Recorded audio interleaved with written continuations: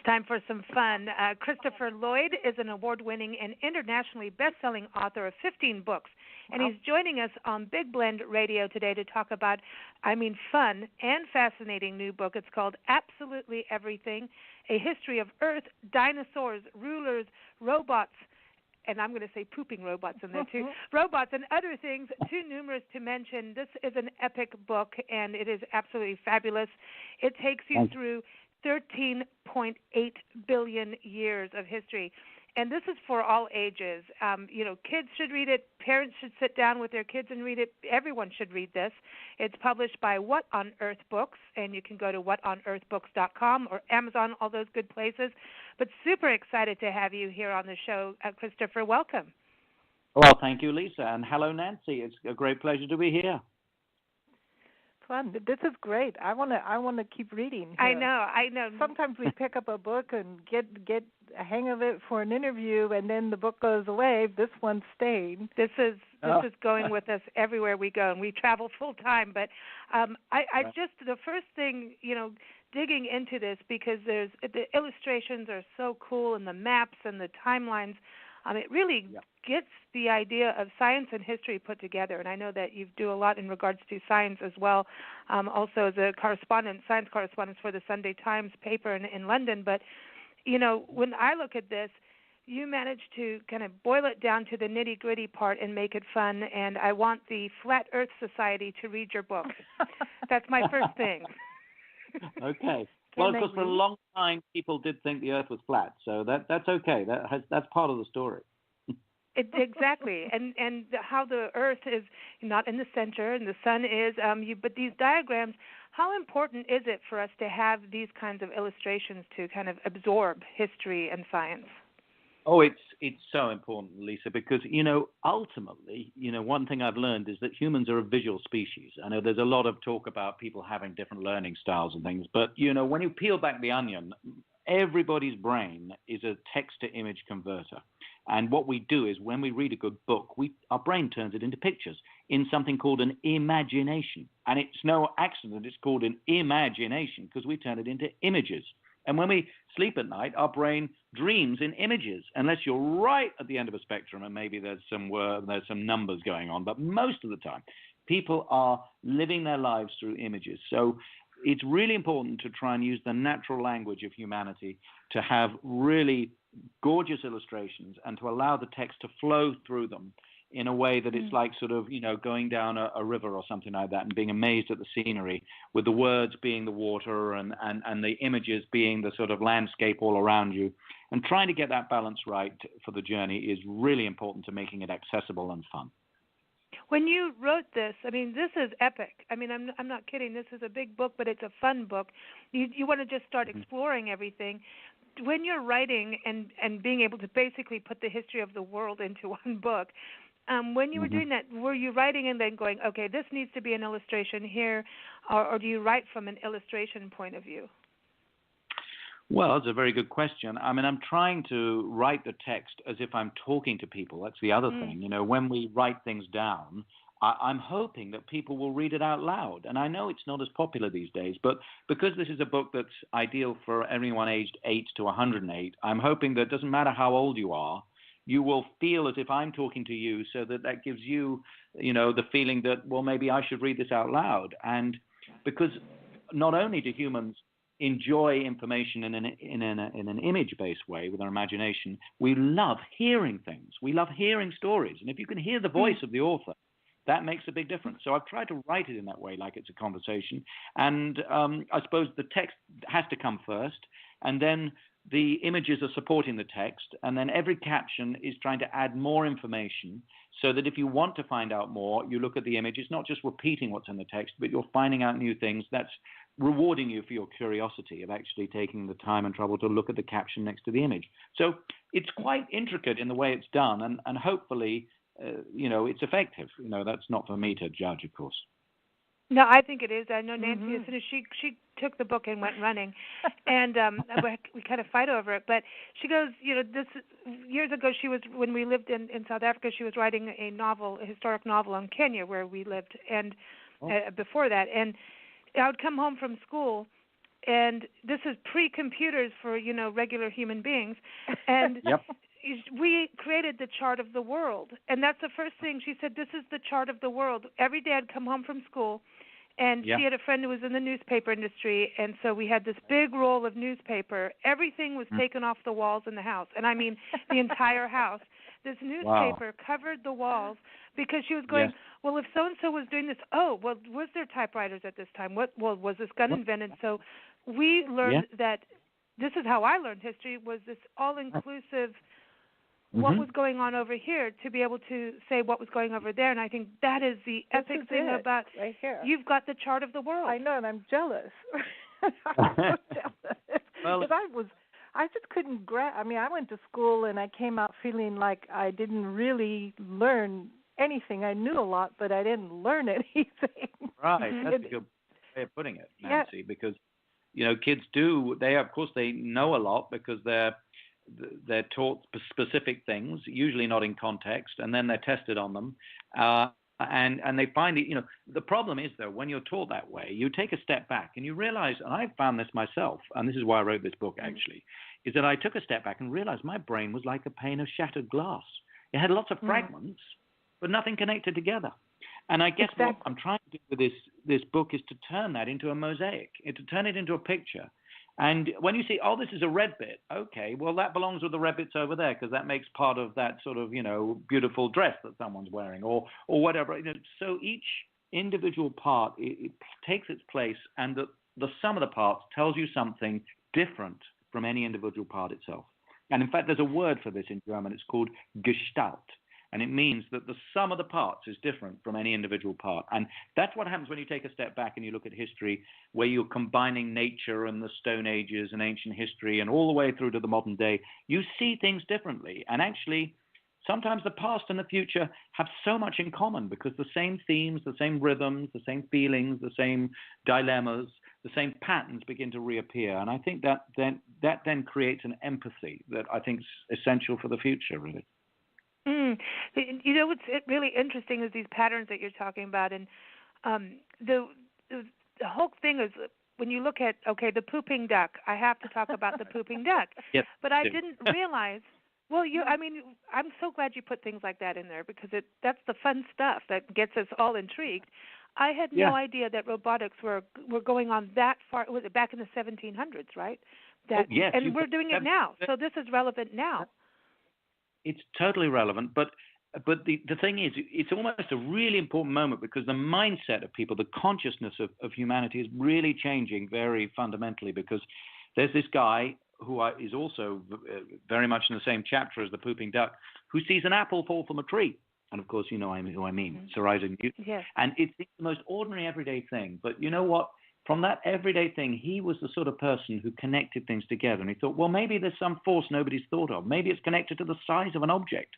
And he thinks, well, the planet Earth is enormous compared with an apple that's the size of an apple. And that's why the apple falls to the Earth, because it's got more of this force. And then he looks up at the moon and he thinks, maybe it's the same force that stops the moon pinging off into space and never coming back again. Maybe the whole universe is governed by a set of universal laws of gravity and motion. And maybe we can predict where things are going to be from one moment to the next. And he invents a new form of maths called calculus, which engineers use today to calculate forces on things from road bridges to skyscrapers. And so this guy comes up with this thing after seeing an apple fall from a tree. Just imagine the most ordinary thing can lead to the most extraordinary impact.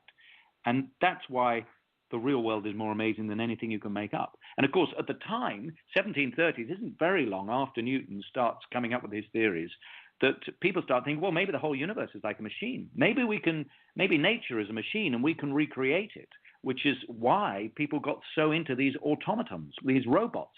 And this guy, it was brilliant in France, Jacques de Vaucanson. He made a duck. You could feed it at one end and it would poop out the other end, 400 different moving parts in each wing. He made, say, flautist, a flute player that can play 12 different tunes, and he even invents a robot waiter that can serve drinks at a cocktail party. I mean, how cool Now is I want that. I want that. There's the other part of the book that I love, and I know Nancy, if I don't bring up dinosaurs, she's going to be very upset.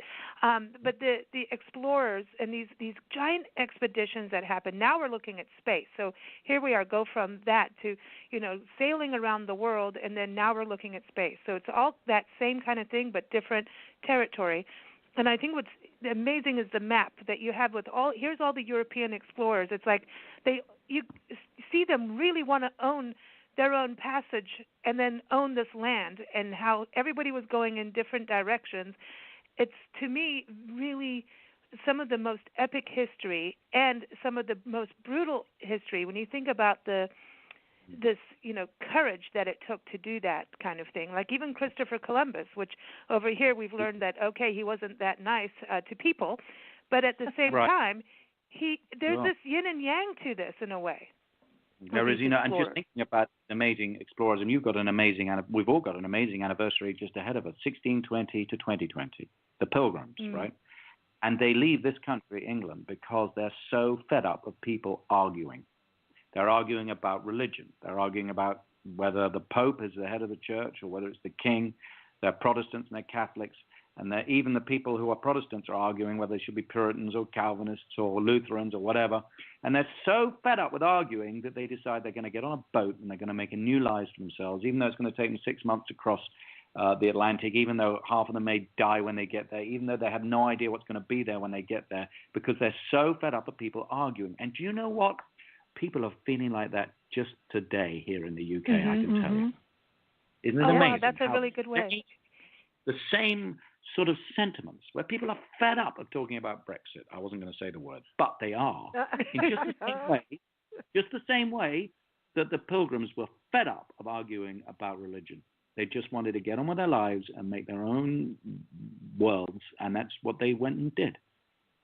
Well, it's just we've gone full circle, because in this country there's a person's name nobody wants to hear. Yeah. Well, yeah, there's won't go into all that, but it feels like, because even when you talk about the world starts fighting with itself, there's a timeline where you go into Africa, and that's where we lived, and I mean there was, you took me back to like my history class in South Africa as a kid, and going to places and just feeling that history, because it was brutal, but there was. Whenever you think about the world fighting, it's immediately we go to World War I. That's where it starts. And a lot of people forget about World War I. We're stuck on World War II. But it went way before that we've been fighting. And it feels like we're still fighting the same war. We haven't stopped. Well, the thing is, Nancy, is that Nancy I'm speaking to now? No, that was Lisa. There's a test later. There's a mum-daughter synergy there. I'm going to get used to it. But the thing is that, actually biologically humans haven't changed very much over the course of civilized history. But even in the course of 150,000 years of biological history, it's very much the same chemicals, the same emotions, the same appetites that defined us then define us now. It's just that the vernacular has changed in terms of the environment and the technology. And but the same triggers are there. People feel jealous now, just in the same way they did when Shakespeare was writing, Julius Caesar. Just in the same way that Julius Caesar's friends felt when they actually murdered him 2,000 years ago. It was jealousy, and there are lots of people who are very jealous of their freedoms and liberties and don't want to share them. And there are lots of people who are very desperate because they want a better life for their children. All of these things we can sympathize with, we can understand them. We just need to have perhaps a little bit more empathy by zooming out and trying to see things from different points of view. And then maybe we can adapt to make the world a little bit better for the future. I think that's my hope. There's also a lot of competitiveness. I mean, even in our sports, a lot of them tend to be a little bit leaning on the violent side, and so I wonder how much of that is something we could curb a little bit. Because it gets a little like, when I watch something like boxing, I'm like, why would anybody do that? It's like, oh, here, punch me in the face and I'll punch you back. It's like, okay. Yeah. But actually, sport is very interesting because actually, and it takes us back to the Americas, because the Olmecs, the rubber people in what's now Mexico, were probably the first people to, invent ball games in the way that we're familiar with them. And I think sport is often neglected in history, and it's actually, I think, been a very positive thing because it's a form of conflict resolution. If it's true that part of human nature is to define who are the winners and who are the losers, it's better it happens in the sporting arena than it happens on a battlefield. And if we can get all the countries in the world together to compete at the Olympic Games rather than, in a world war, I'll take that any day of the week, right? So I think sport has its place, and I think it has a very important place, funnily enough, even if it isn't, the thing for you. Well, look at the Olympics. Pierre Coubertin, how he really had to fight to keep the Olympics. They kept trying to shove the Olympics off and say, no, we're not doing that. And he kept fighting for the Olympics and saying the Olympics were about universal peace. I mean, so in some ways, I think that's a key part of it. His intention. But this is. Yeah, he was awesome. Now, on the science. Sorry? Yes, you were saying on the science? On the science part, when you look at how we are as human beings with this, we have the up and down of emotion, right? And so I look at it also like you've got the positive and negative. In a way, we sometimes distance ourselves as not being part of science, yet we are, because you can't have full-on light without some dark. You can't have positive full-time without having the negative to make things actually move. So maybe sometimes we have to look at that we're also part of science, that we are going to have our negative sides, and so you can't get rid of all your negative qualities, otherwise you're not moving forward. No, I think that's right. And it's not just science, it's nature too. Nature can only survive on diversity. We have to have huge differences between species, huge differences between even within a species. We are all very different in what we like and what we don't like, and we have, all our DNA is jumbled up. And nature's purpose is really to create that diversity so that we can adapt in the future because, as the environment changes, suddenly, if you go back 65 million years ago, let's go back to the end of chapter 3, the death of the dinosaurs, the world is plunged into darkness for a whole year as all that dirt is thrown in the air from this massive meteorite strike. Now, suddenly, creatures that are good at living in the dark are at an advantage. Before that, they weren't. They were on the periphery. Dinosaurs that loved living in the day with the sunlight, they're heating up their bodies, perfect. But there's no sunlight, then they're at a disadvantage. Now, luckily for us, our ancestors, mammals, were very good at living in the dark. They hunted at night, so they had furry coats to keep them warm. And they could feed their babies with milk, so they didn't have to leave them exposed to attack. And they had warm blood. And they could smell in the dark, which is a great way of finding food or finding, friends, is using your nose rather than your eyes. And, just watch two dogs meeting each other, and you'll see the first thing they do is sniff each other. And so, it's incredible how diversity really matters. And there are certain moments in the story where you see the fact that, even in human culture, suddenly, if one nation is very good at building ships, that the advantage of being able to control the sea suddenly gives them a great big opportunity to build an empire, whereas another nation has built a huge great wall. I'm thinking of China here. And the wall wasn't very good at keeping people out who were controlling the sea, but they didn't have a navy. So suddenly the balance of power shifts. And, I think the diversity is in science and in nature and in human history allows us to sort of see the connections between things and make sense of the world today, too. That's what your book has done. I think that is because it's so when you're in school, I'm just at least talking about I went to a number of schools all over the place, but the one thing that was the same was the connection of all of them was the way your textbook was. In 14-something, this happened, and there was no connection about what was going on in the world. And I think that's, when we were talking about the map of the world or the chart of the world, and what you've done is we get to actually have a context and a greater understanding, and what it does, it shows that we are all connected in some way. Yeah. Everything is connected. And that's what's left out of schools. And that's what your brain does. If you cut open someone's brain, you ask a neuroscientist, you don't get a bit of history in one part and science in another part and English in another part, math in another part, music in another part. Your brain just connects everything together. So it's almost like saying the biggest fiction in the world is splitting knowledge up into different subjects. And the biggest nonfiction is connecting it all back together again, which is what I'm trying to do here. I think that works because, if a teacher says to you, okay, this happened in the 1400s, well, even as an adult, I can't relate to the 1400s without a picture showing me. Did they wear jeans? Yeah, it's like who was doing what when in the 1400s to get some kind of idea of what it was like in the 1400s. Mm. Yeah. Well, again, coming back to that point about images being so important, and if history is about learning facts, written in words in a textbook and then being tested on them, I mean, that isn't history, is it really? That's a sort of form of torture, I would say, more than anything else. I can't quite see. I can't understand how you could call that history. History is where everything connects that allows you to go on a journey from the present and empathize with, everything around you and how it's come to be. And it doesn't matter what you're interested in. I mean, everybody's interested in history. They just don't know what history is. Sometimes kids associate history with their history teacher, and because they don't like the history teacher, they don't like history. Or because they failed a history exam, they think they're no good at it. That's tragic.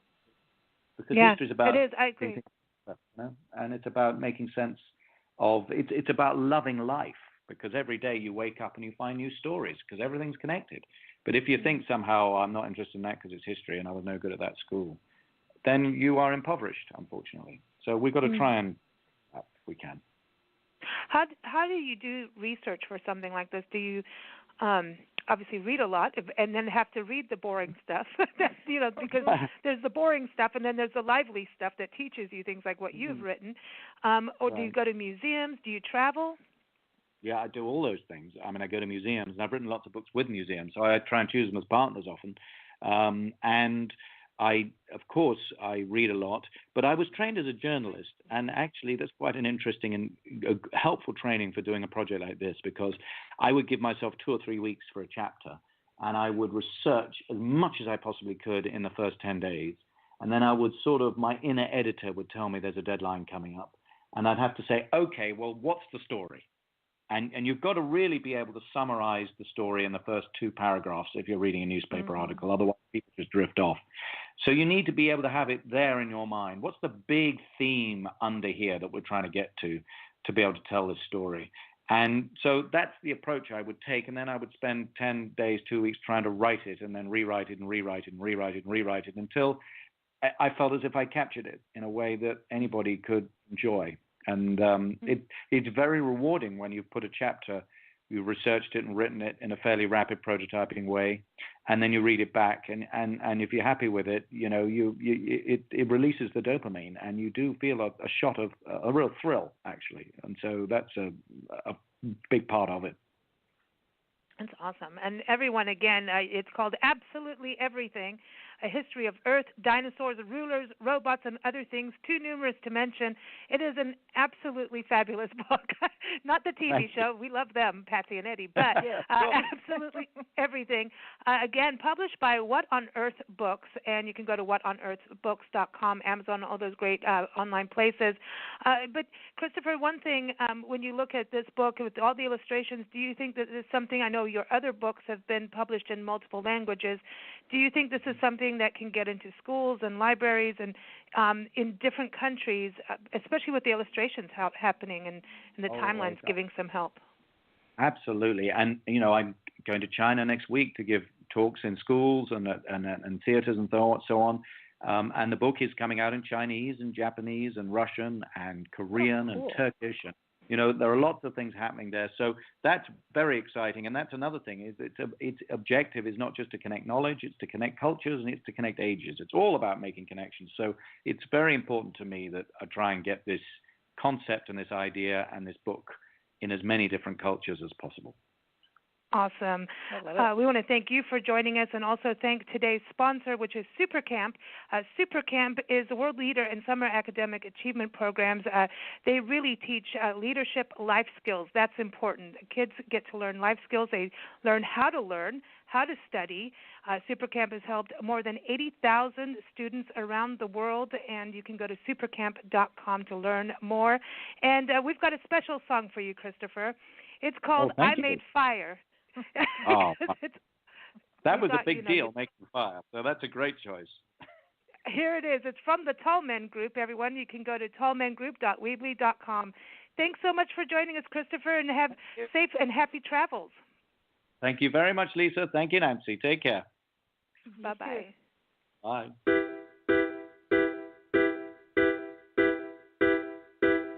You can wait for a lightning strike to set that tree ablaze, and you can freeze till the sun comes up, but I ain't living that way. Party in my cave, I made fire, casting animal shadows and having fun. Party in my cave, hey girl, how do you like your buffalo done? I made fire, party in my cave. Yes, I know it's dangerous, already burned of me. If that's the price, I'll pay it twice, 'cause cave girls seem to like me. Party in my cave, I made fire, we're casting animal shadows and having fun. Party in my cave, hey girl, how do you like your buffalo done?